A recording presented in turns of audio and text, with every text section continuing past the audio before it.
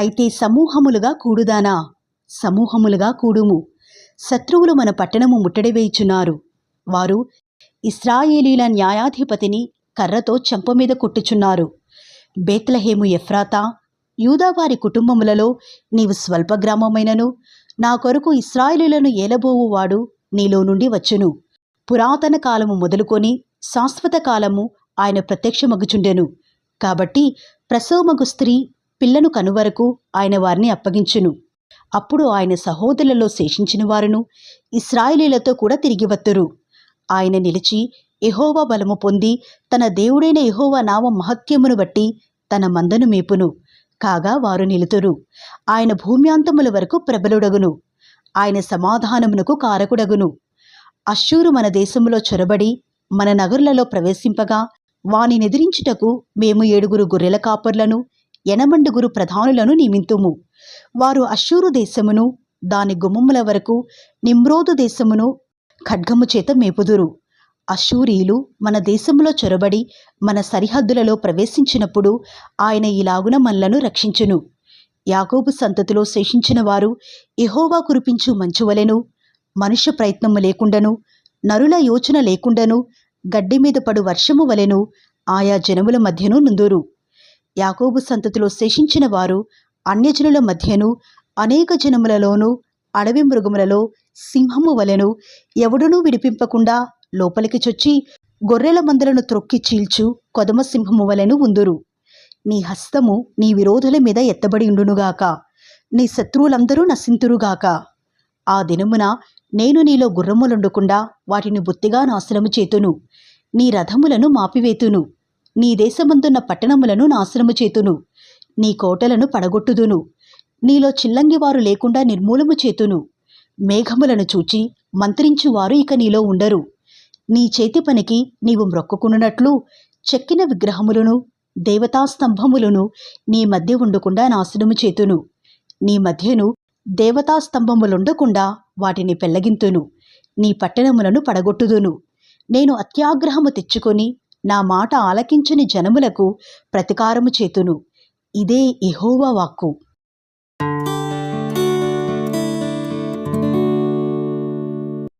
యెహోవా సెలవిచ్చు మాట ఆలకించుడి. నీవు వచ్చి పర్వతములను సాక్ష్యము పెట్టి వ్యాజ్యమాడము. కొండలకు నీ స్వరము వినబడనిమ్ము.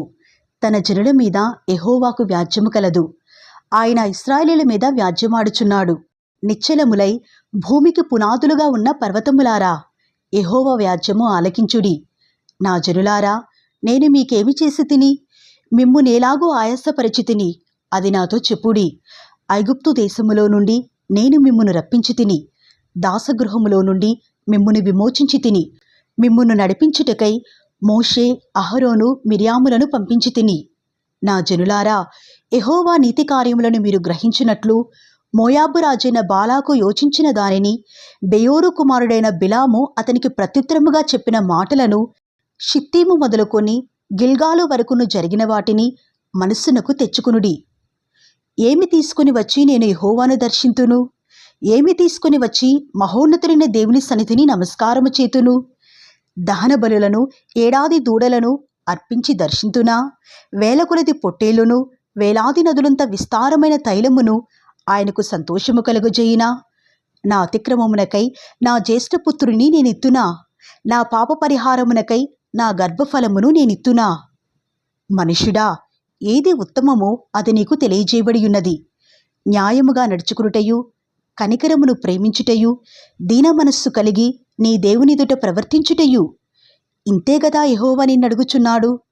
ఆలకించుడి. యెహోవా పట్టణమునకు ప్రకటన చేయుచున్నాడు.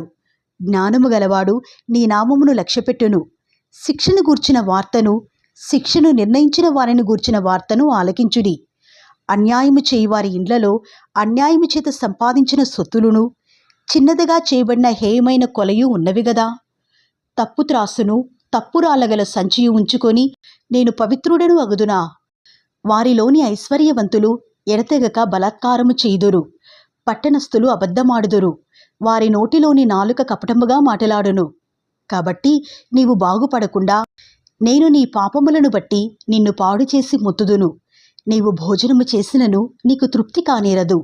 నీవెప్పుడు పస్తుగానే ఇందువు. నీవేమైనా తీసుకుని పోయినను అది నీకుండదు.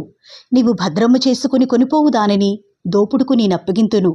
నీవు విత్తనము విత్తుదువు గాని కొయ్యక ఇందువు. ఒలివ పండ్లను ద్రాక్ష పండ్లను త్రొక్కుదువు గాని తైలము పూసుకొనకయు ద్రాక్షరసము పానము చేయకయు ఉందువు.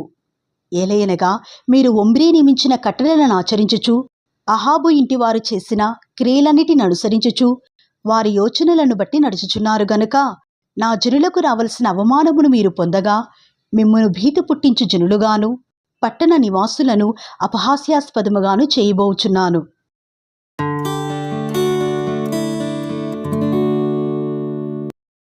వేసవి కాలపు పండ్లను ఏరుకునిన తరువాత ద్రాక్ష పండ్ల పరిగ ఏరుకునిన తరువాతను ఎలాగుండునో నా స్థితి అలాగే ఉన్నది. ద్రాక్ష పండ్ల గెల ఒకటియూ లేకపోయెను. నా ప్రాణమునకిష్టమైన ఒక క్రొత్త అంజూరపు పండైననూ లేకపోయెను. భక్తుడు దేశంలో లేకపోయెను. జనులలో యథార్థపరుడు ఒకడునూ లేడు. అందరును ప్రాణహాని చేయుటకై పొంచియుండువారే.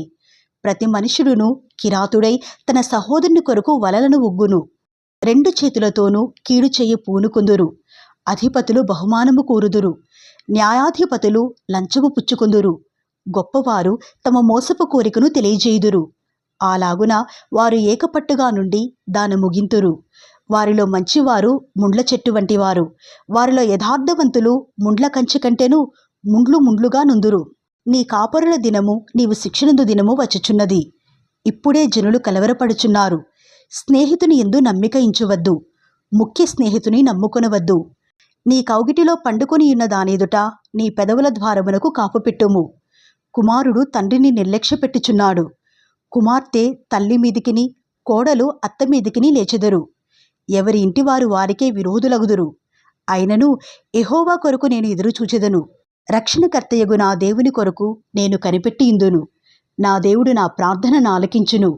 నా శత్రువా, నా మీద అతిశయింపవద్దు. నేను క్రిందపడినను తిరిగి లేతును. నేను అంధకారమందు కూర్చున్నను. యెహోవా నాకు వెలుగుగా నుండును. నేను యెహోవా దృష్టికి పాపము చేసి తిని గనుక ఆయన నా పక్షమున వ్యాజ్యమాడి నా పక్షమున న్యాయము తీర్చు వరకు నేను ఆయన కోపాగ్నిని సహింతును. ఆయన నన్ను వెలుగులోనికి రప్పించును. ఆయన నీతిని నేను చూచెదను. నా శత్రువు దాని చూచును. నీ దేవుడైన యెహోవా ఎక్కడా అని నాతో అనినది అవమానమునందును. అది నా కండ్లకు అగపడును. అప్పుడు అది వీధిలోనున్న బురదవలే త్రొక్కబడును. నీ గోడలు మరలా కట్టించు దినము వచ్చుచున్నది. అప్పుడు నీ సరిహద్దు విశాలపరచబడును. ఆ దినమందు అష్షూరు దేశము నుండియు ఐగుప్తు దేశపు పట్టణముల నుండియు ఐగుప్తు మొదలుకొని యూఫ్రటీసు నది వరకు ఉన్న ప్రదేశము నుండియు ఆయా సముద్రముల మధ్య దేశముల నుండియు ఆయా పర్వతముల మధ్య దేశముల నుండియు జనులు నీ యొద్దకు వత్తురు. అయితే దేశ నివాసులు చేసిన క్రియలను బట్టి దేశము పాడగును.